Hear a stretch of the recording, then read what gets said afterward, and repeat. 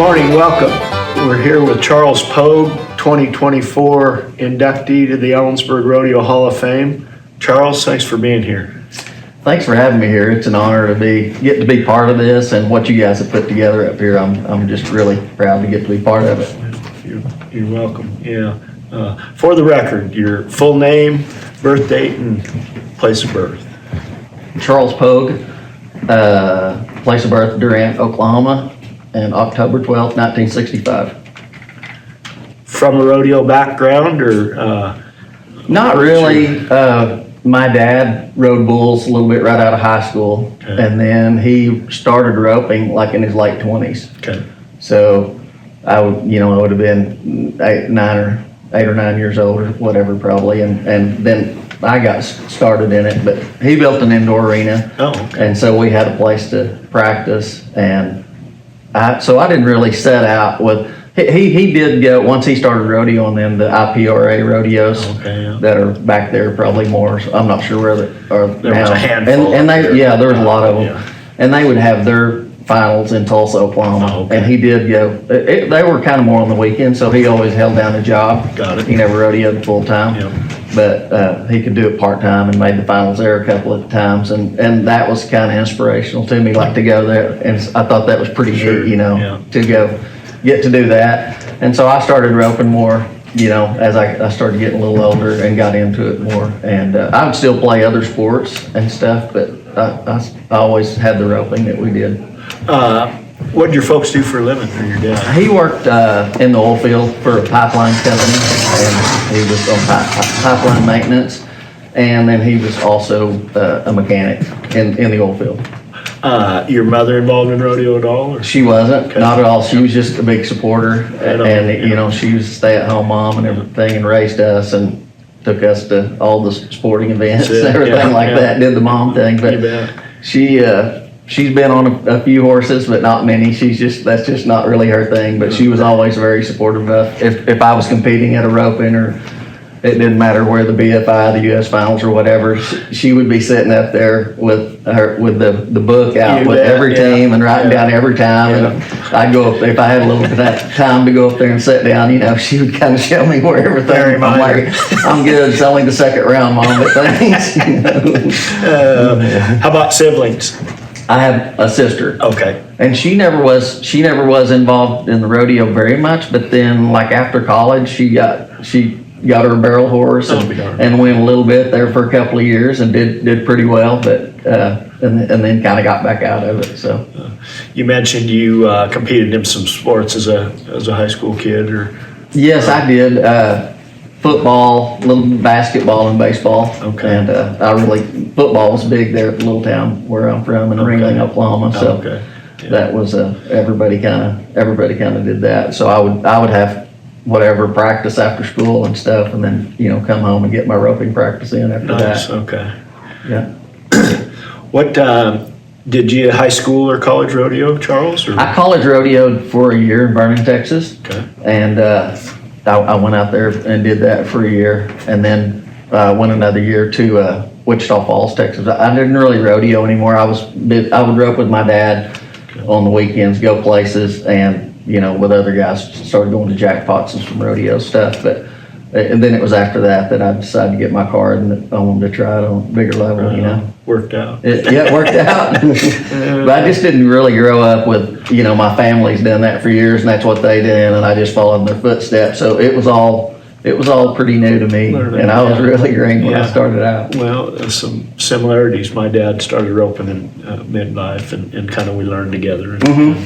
That was a fun experience, but I didn't have the rodeo background in terms of family, and I don't know if that's a blessing or a curse. It just is what it is. But my dad, when he was younger, did work for a guy in Fort Worth, I believe, is where he was at, and like training calf horses. So he did, and he had a really good knack for horse training, and that definitely helped me out along the way. So he probably taught me as much on horsemanship stuff more than he did actually roping, but. I think one without the other can be tough. Yeah, well, it's one thing I've admired about your game is your horsemanship. Oh, thank you. Yeah, there was a time I went a couple of years and even made the finals like my first 2 years, but I just knew I didn't really ride a horse good enough, you know, I mean, like not stay on, I just wasn't in command of everything enough and didn't have my horses working sharp enough. So I came home, I said, look, I gotta work on horsemanship. And he said, all right, let's get after it. He said, yeah, you rope good, but you need to be a better horseman. Beyond Dad, some mentors of yours? Oh, I mean, that was really the main thing I was around. Now, when I was probably in junior high or so, like guys like T. Woolman and Ole Smith, there were some other guys that went to school over at Durant, Oklahoma, which wasn't that far. And they came over and roped a few times, and it was just kind of inspirational to me to see guys like that. And, you know, I thought they were good guys. Roy had moved on from Durant by the time you were probably at some point in there. I don't remember, but yeah, I knew he probably had by that time. Seemed like he'd lived there, but yeah. I don't know if he was raised there, but right. When did you first become aware of the Ellensburg Rodeo? I mean, was that something on your radar as a young person, or not until you started traveling? Honestly, that first year I went, because I didn't have a background in it, and my background with my dad was probably just going to rodeos. And we just lived not very far at all from the Texas border. I mean, we lived there, you know, north of Fort Worth, Dallas, into Oklahoma, but my rodeo experience had been in Oklahoma and Texas. So my first experience, or, you know, knowledge of Ellensburg was probably when I pulled in the parking lot. I just didn't know, and I can still remember back to the first year I traveled with Brett Tanazzi. He was a little bit older and had been around the road, you know, and I didn't know anything. So everywhere we went was brand new to me, and I was pretty much at that point. I didn't know anything about entering. Is this your rookie year? This is my rookie year. So, and John told me, I guess we won, I forgot, but I guess I won it the rookie year, so maybe that's one reason I always liked it here, got off to a good start. That doesn't always happen. No. But no, I mean, I just didn't have enough history with rodeo to really know at that time. And we're, so maybe you heard me tell Dave, in Ellensburg, it's not the Ellensburg Rodeo, it's rodeo. You know, and in August, I can remember a friend coming up, and we were getting ready to go to some rodeos, and we went in the grocery store, and he had a hat, maybe some spurs on, and the clerk asked, she says, are you getting ready for rodeo? And he says, yeah, we're going to 3 or 4 rodeos this week. And, no, rodeo. And so I like to ask that question from folks that aren't from the area, you know. That's one thing I've noticed coming to here and kind of rodeos up here, but especially here, is it's the whole community is involved. And like back, I guess there's just a lot of rodeos back there, and it's not that way. Yeah, I mean, you'll get good crowds and stuff, but it's not as much all the time, where just the whole community and the whole area, and you get people funneling in once here from everywhere, because it's a really big deal. And you just see that more here than, I mean, just like now, the whole town's kind of, you know, shut down, fired up, getting ready for rodeo. Some of the guys that you rodeoed with, contemporaries, not just partners, but people that you respected and competed against here at the Ellensburg Rodeo. Oh, you know, like as far as the team roping goes, Jake and Clay were in charge of everything when I started. So I got to see them, and you know, I watched them and what they did, and that's one thing I wanted to kind of either be around or, you know, study the guys that did the best, and then what separated them from everyone else. So they were 2 good examples, and there was others, but at the time when I started, I mean, they were the kings for sure. Yeah, you visit with Jake and driving all night and getting home and running those steers in. Yes. You know, I mean, that kind of work ethic and commitment. When I first went to Arizona, like when I was first year or 2 getting started or whatever, I was fortunate enough to get to go, and they were kind enough to let us come, and Brett Tanazzi and I come over and practice with them and stuff, and just kind of watch them. And there were some other guys too, not just those, but, you know, T and some other ones like that you could just kind of see how they handled business and how they did things, and even the way they talked and what came out of their mouths and stuff was sometimes different than other guys. Not much negativity. Man, that's important, isn't it? Not much. Yeah. So and so I kind of tried to surround myself with that or people like that, you know, and there was a lot of people like that, or several, like rodeoing, but then there was also kind of the other side. That's what I tried to gravitate toward. You were talking about taking care of business and Brett doing it when you were getting started. Who did you take care of business for and bring along?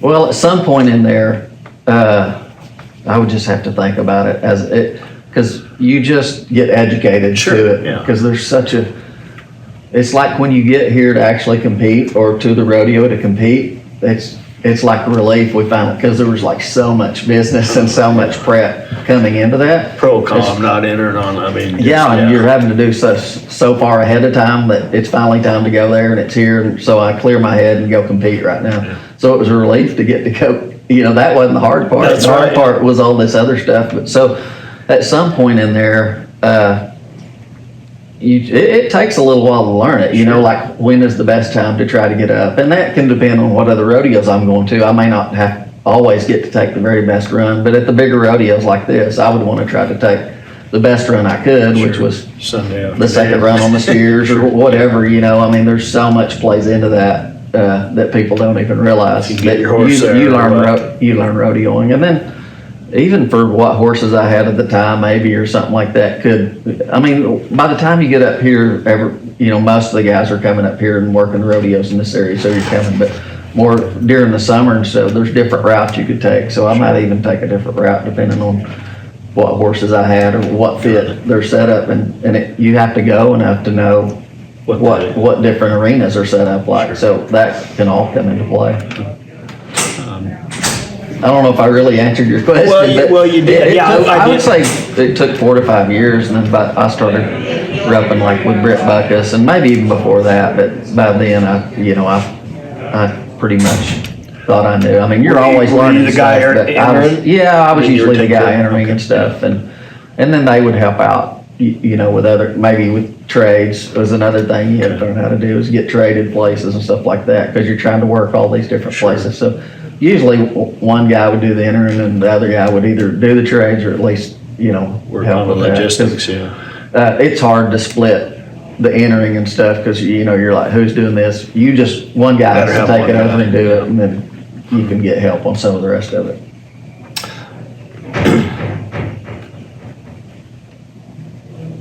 I hope you don't get tired of this, but it's tough to have a Charles Pogue conversation without talking about your horses. Oh, yeah. Tell us about your Scooter, of course, but you had another good bay horse, or? Yeah, I had a couple other good horses, but the Scooter horse, he was the most famous, you know, and that horse, I was rodeoing, I'm trying to think, I got him in like 89 or 90, I can't remember right there, but so I started in 87, my rookie year, so my dad called me, and I was on the road, and he said, hey, I got a horse here you need to come in and look at, and I'm like, well, I'm not really, I forgot where I was at, but I'm like, he's like, no, you need to, you know, make a special effort and come home and try him. He's young, he was like 5, I think, at the time I got him. I didn't realize that. A friend of ours had the horse that was, and he just went to the jackpots and stuff, and this horse was a little bit too much horse for him probably, and was having trouble with him, so he took him to my dad to straighten out and kind of smooth him out a little bit for him. And so anyway, Dad asked him if he wanted to sell him or whatever, and he said, oh, he probably would. And so that's when he told me to come home and try him, and I did, and I'm like, yeah, he felt. Love at first sight, or? Yeah, I mean, he was green a little bit. Sure. He wasn't completely finished because he was just 5, but you could feel some stuff there. Like, wow. I mean, when he left the box, it was all in. And I think to find a horse that runs as hard as he did and then just can get shut down so quick and easy. Like a lot of times when you find that much run, it's hard to get shut down. You know, but he could just shorten his stride up and do that so well. I think that. He scored so good, and then probably got shut down so easy for as fast as he was going. It's what made him great. So anyway, we talked about it, and I'm like, well, I don't know if I can afford him right now. You know, I just don't know. And he wasn't that expensive by today at all. I mean, he was under 10,000. Dad goes, well, I don't think you could afford not to. So I'm like, yeah, you're probably right. So I went ahead and bought him and started hauling him immediately. And I started hauling him pretty quick. He didn't face very good starting out, but I just noticed, like, he already scored pretty good, and then I would just get shots at steers quicker than normal. I'm like, okay. So even on a runner, I still had a chance a lot of times because he would just come across there so fast. And then he just got better and better over the next year or two, just kept getting better and just evolved into a really special horse. How long was his career? Oh, I think he passed away in '01.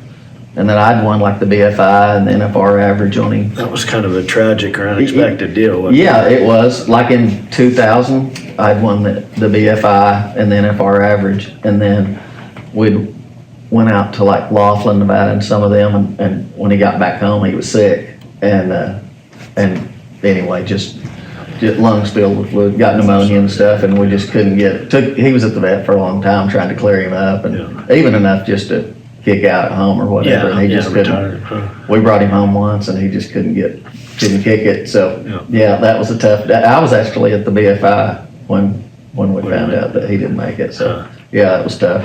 What you had some horses coming along, I guess, or I did have. I had some. I had a couple more pretty good, and then really right after that time, the other two went down with injuries and stuff. So I was having to do some scrambling. That was probably '03, '04, right in there. So I was having to try to put some stuff back together. But then my older daughter she was born in 2000. So I don't know, by '05, '06, she was getting ready to start to school, and I'd already known that I didn't want to be on the road, good for you. And not help be at home for my kids or whatever. So I knew I was still going some, but I knew it was time to, you kind of get to the point that you're there, but your heart is not there, and you might as well. And rodeo is romanticized so much, but if you're in that pickup, it's not that romantic. No, it's not. No, it's really not. Yeah.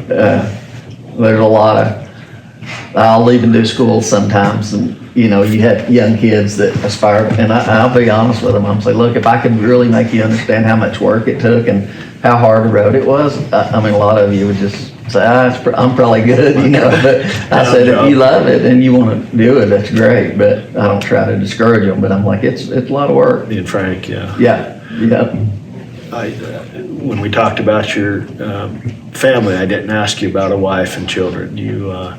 Yes, I've got a wife, Londa, and we've been married 31 years, I believe, and we have two girls. Great. Rayleigh and Kinsley.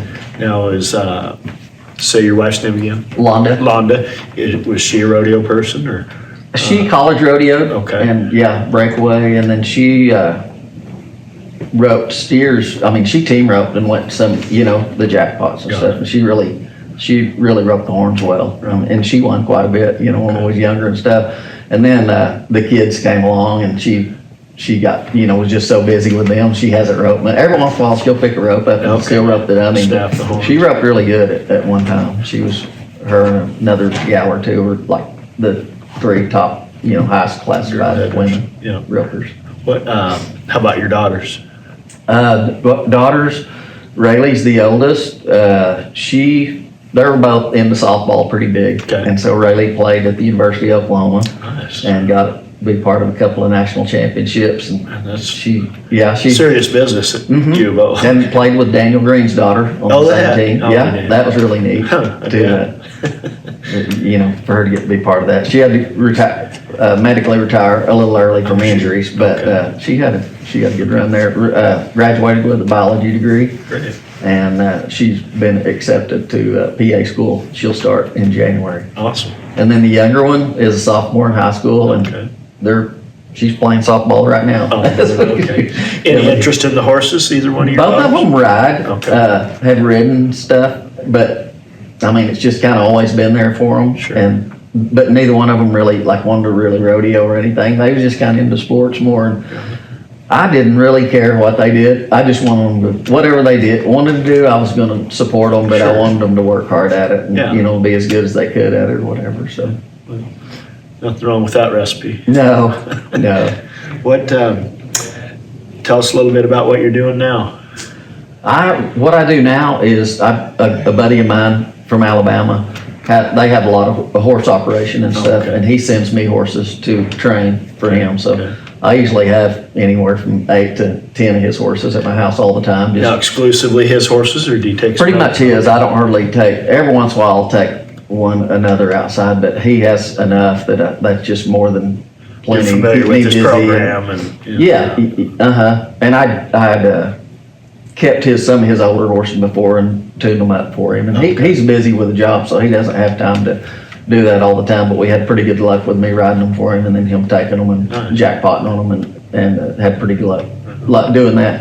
So now I'll keep them a couple of years or whatever, and then as they get older and are ready, I'll move them on to him, and he'll send me more young ones to start on. So that's what we've been doing the last couple of years, and I enjoy it. Must. And they do a really good job. Before I get them, they're ready to start. When I get them, they're really broke. Got it, okay. And So you go right and to they're rope really on. good quality horses. So I Makes a always know difference, what I've got coming. Yeah, it makes a huge difference. No wonder you're not taking any. Yeah. I don't know if I could do that.